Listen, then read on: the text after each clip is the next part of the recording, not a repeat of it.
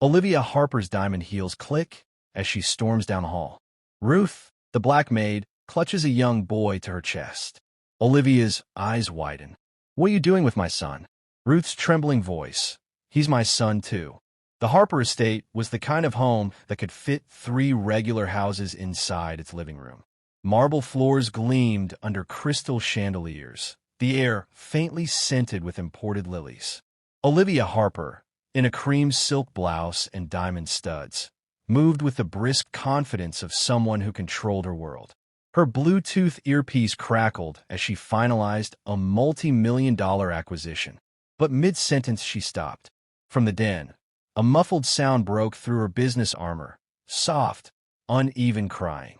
Olivia stepped quietly to the doorway, her heels clicking like tiny thunderclaps on the marble. Inside, Ruth, the maid she had trusted for 5 years, sat on the couch with 8-year-old James wrapped in her arms. Her crisp uniform was rumpled, her dark cheeks streaked with tears. "I'm so sorry, baby," Ruth whispered, her voice quivering. "I should have told you sooner."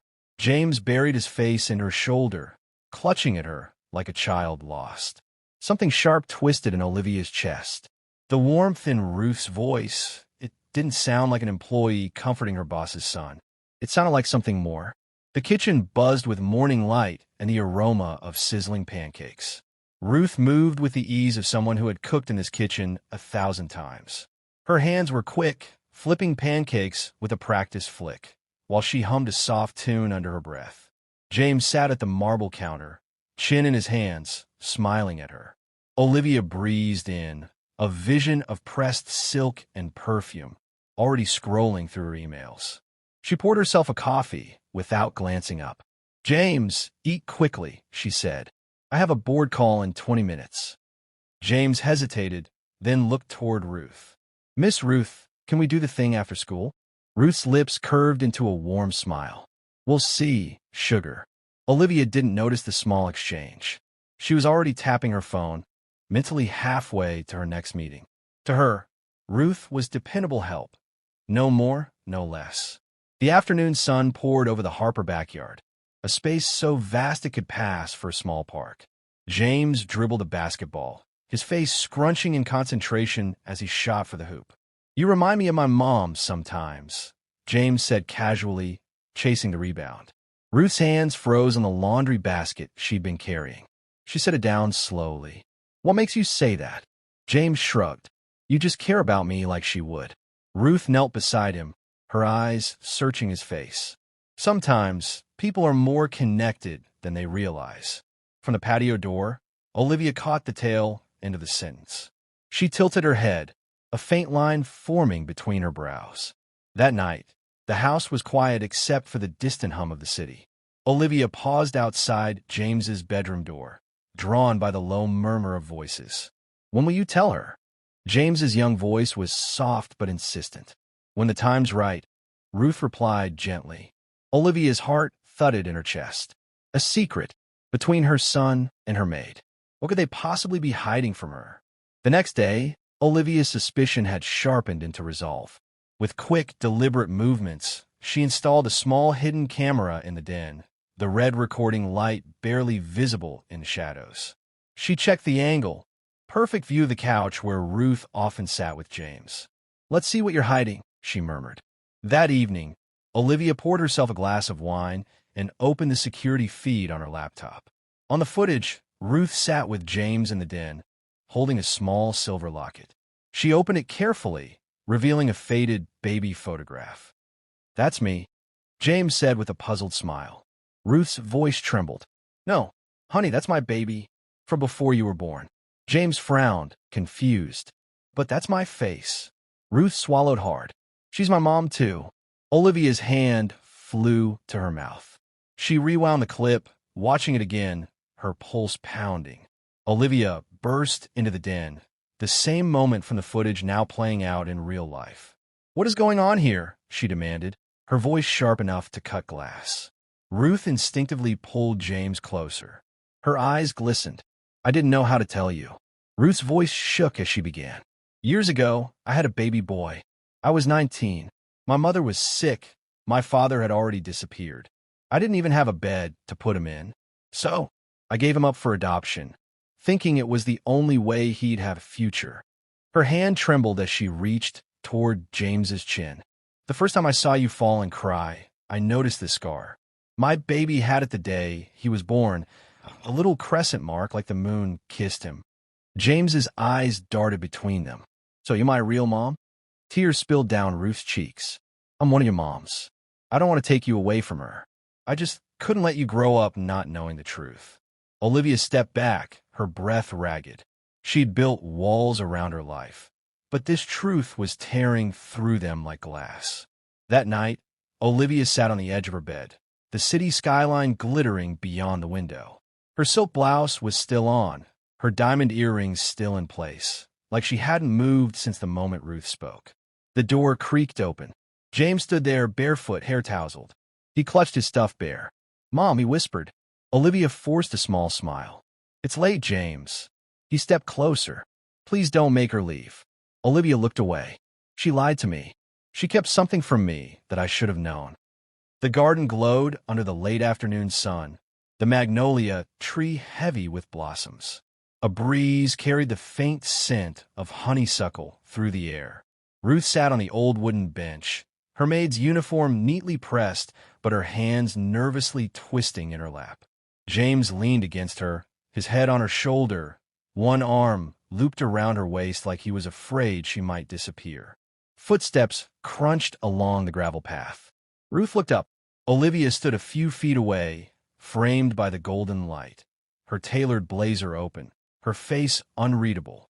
Ruth began to stand, unsure if she was about to be told to pack her things. But Olivia lifted a hand. "Stay." Olivia walked closer, her eyes locking on James before shifting to Ruth. "I don't know exactly how to feel right now. You kept this from me. You let me live in the dark about something this big." Her voice wavered, the steel in it bending but not breaking. Ruth swallowed hard. "I wanted to tell you. Every day, I want to tell you. But I was afraid you'd fire me. Or worse, that you'd keep me away from him. I couldn't risk losing him twice." Silence stretched between them, broken only by the distant hum of traffic from beyond the estate walls. Finally, Olivia knelt, so she was eye level with James. "You know I love you more than anything in the world, right?" James nodded, eyes darting between the two women. Olivia looked up at Ruth. "I can't erase what's happened, but I'm not taking you away from him. Will we figure this out? For his sake." Ruth's lips trembled, her breath catching. I mean you stay, but things are going to be different. We do this the right way." James's face lit up. He reached out, grabbing both their hands, holding them together. For the first time since the truth had come out, Ruth let herself breathe. Olivia didn't smile, but there was no hate in her eyes, only something complicated, human, and raw. That night, the mansion felt different. The silence wasn't as cold. That night, the mansion seemed quieter, but not in the cold, echoing way it usually did. Instead, it felt still, almost expectant. Ruth stood at the kitchen counter, her hand steady now as she poured steaming water into 2 mugs. The rich scent of chamomile and honey filled the air. On the island countertop, James sat cross-legged, scribbling in his sketchbook, a habit he'd picked up from Ruth. Olivia lingered in the doorway for a moment, watching them. There was something oddly comforting about the scene, the low hum of the kettle, the gentle scrape of pencil on paper. "You're making tea?" she asked finally, stepping into the soft pool of light. Ruth glanced up. "Helps with nerves." Olivia accepted the mug Ruth offered, feeling the brief brush of fingers. "James tells me you used to sing to him before either of us knew who you really were." Ruth's lips curved into a small, wistful smile. "I sang to my baby the same way. Guess some habits never leave." They stood side by side, sipping tea in silence for a moment. From upstairs, the old grandfather clock chimed 9. Olivia set her mug down, the faint clink of porcelain filling the air. "I'm still angry. I don't know if I can ever completely forgive you." Ruth nodded slowly. "I wouldn't expect you to. I hope someday you'll understand why I did it." Olivia exhaled, her voice softer now. "Maybe I already do. We were both protecting him. You in the only way you knew how. Me, in the only way I thought I had to. The two women looked at each other, not as employer and employee, but as two mothers bound by a boy they both loved. From the counter, James looked up from his drawing. "I drew us," he announced. They leaned over the page. It was a child sketch, 3 stick figures holding hands under a bright sun, a house behind them. Between the 2 taller figures was a boy with a messy crown of hair and a wide smile. Above it, in shaky block letters, "My family." Ruth's hand flew to her mouth. Olivia blinked, her throat tightening. Without thinking, Olivia placed her hand over Ruth's on the counter. "He's right," she said quietly. "We are family. It's just not the kind I ever imagined." James grinned, setting his pencil down. "Good. Now, how can we watch a movie? All of us." Olivia glanced at Ruth, and for the first time that day, they shared a small, genuine smile. In the den, James curled up between them on the couch, a blanket tossed over all 3. Ruth's arm draped protectively over the boy, while Olivia's rested along the back of the couch, her fingers brushing his hair.